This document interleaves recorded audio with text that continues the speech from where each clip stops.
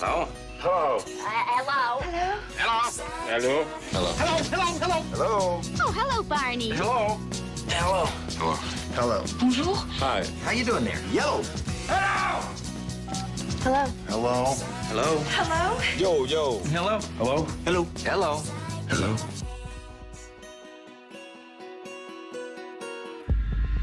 So many events happen on January 9th, but one of the most iconic events is definitely the release of the iPhone. If you're watching this video from an iPhone, congratulations to Steve Jobs for winning the race. And congratulations to you for affording one. The iPhone prices keep getting crazier every single year. But if you're watching from an Android, congratulations to you too, for standing strong against the Apple marketing team. But we have to admit, we own a smartphone thanks to the iPhone. Hi, it's Natasha, and here are 10 interesting facts about the iPhone.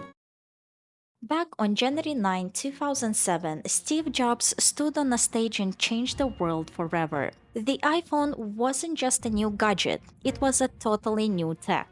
Imagine working on the most exciting project ever and not being able to tell anyone, not even your best friend. That's exactly what Apple employees went through while creating the iPhone.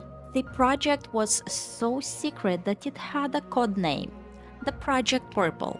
The team worked in a locked building with security guards and badge scanners. They had to lie to their families saying they were working on random stuff. Inside the building, they tried to make it fun by writing jokes on the walls, like Fight Club rules apply here. The risk was just too high to have any data leaks. Somehow, Jobs knew he was about to make the most influential piece of tech ever. If competitors like Nokia or Motorola found out, the iPhone might not have made history. Looking back, it feels like a movie. A team of evil geniuses working in the shadows to create the device that will put an end to real life and make us all tech dependent. And somehow it worked. We're giving a lot of time to these gadgets, and you'll be considered a strange person if you don't take your phone with you everywhere, even when you're taking a Is it gross? Yes. Do we care? Absolutely no. Did you know the iPhone wouldn't be released so soon if Jobs didn't change his mind? Apple wasn't even trying to make a phone at first. They were working on a tablet. Steve Jobs saw the touchscreen tech they were developing and had a light bulb moment. He asked his team, "What if we made this small enough to fit in your pocket?" That's when the focus shifted from a tablet to the iPhone. It's like inventing a flying car but realizing the wings would work better on a skateboard. The iPad eventually came out in 2010, but the iPhone stole the spotlight and became even more desirable. Steve Jobs wasn't just trying to make a better phone, he wanted to change the way people lived their lives. During the launch, he hyped up the iPhone as three devices in one. First, a phone, second, an iPod, and three, an internet communicator. Back then, phones couldn't do much besides call and text. Jobs wanted to combine everything into one small and functional device. His famous line was, "These are not three separate devices. This is one device. And we are calling it iPhone." And he wasn't wrong. If we take into account the phones that existed back then, the iPhone was like a mini computer you could carry in your pocket. In today's term, it would be like having a pocket-sized functional car that expands when you need it. Sounds impossible, right? That's what Jobs was aiming for, and he nailed it.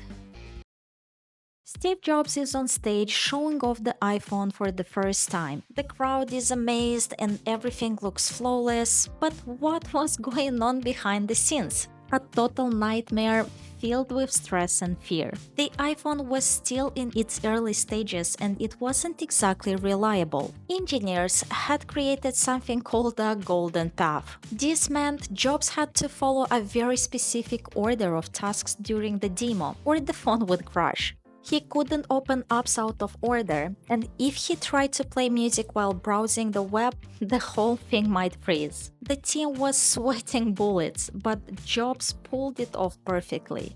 Watching that launch, you'd never guess the iPhone was held together with metaphorical duct tape and with Jobs' professionalism.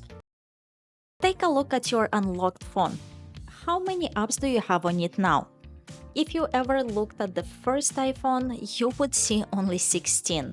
If you think 16 is a lot, the average person now has between 70 and 100 apps on their phone. But why did the first iPhone have exactly 16? Well, it didn't have an app store. Wait, no app store? How did people even use the first iPhone? When the iPhone launched, there were only pre-installed apps like Safari, Mail, or Weather. But they did it on purpose. Steve Jobs didn't want to allow third-party apps at first because he was worried about security. But by 2008, Apple introduced the App Store and everything's changed. This opened new Jobs window. Developers could create apps for anything: games, photo editing, social media, finance management, and many others. Apps like Instagram, TikTok, and Snapchat wouldn't exist without the App Store. Today there are over 2 million apps and they've earned developers billions of dollars. The App Store turned the iPhone from a cool gadget into a platform that changed the entire tech world. How often do you actually use your phone to make calls? Before the iPhone, phones were all about talking and texting, but the iPhone made calling just one feature out of hundreds. It turned phones into cameras, music players, GPS devices, and gaming consoles. Now, calling is probably the last thing most of us do on our phones. When the iPhone launched, not everyone was impressed. Steve Ballmer, the CEO of Microsoft at that time, laughed at it out loud. $500 fully subsidized with a plan? I said, that is the most expensive phone in the world, and it doesn't appeal to business customers because it doesn't have a keyboard, which makes it not a very good email machine. The $500 price tag seemed ridiculous to him. If we adjust it for today's money, it would cost around $670, which is a brilliant deal for a freshly released iPhone. But back then, the average phone cost around $100, so I kinda understand Ballmer's reaction. As you might have guessed, he was totally wrong. The device sparked so much interest that the iPhone has sold over 2 billion units and made Apple one of the most valuable companies in the world. Ballmer's comment has aged like milk, and it's a reminder not to underestimate ideas, even if they seem crazy at first. The iPhone didn't just change phones, it changed the vision of tech. It created industries that didn't exist before, like app development and mobile-first businesses. Just think about it, without the iPhone, there wouldn't be Uber, DoorDash, or even Instagram. TikTok probably wouldn't exist either. Influencer culture, mobile gaming, and even memes owe a lot to the iPhone. And it's not just apps. The iPhone also changed advertising, e-commerce, and even photography. It turned phones into creative tools that anyone can use to share their ideas with the world.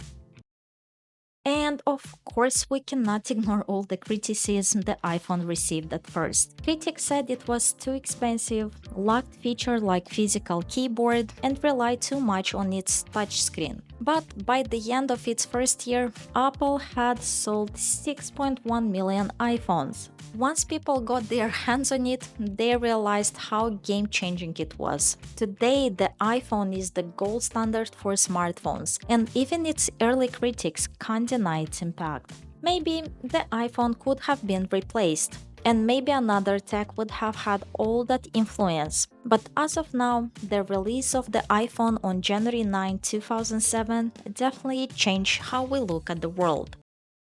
However, there was one very inconvenient thing about the first iPhone. It didn't have a copy-paste feature.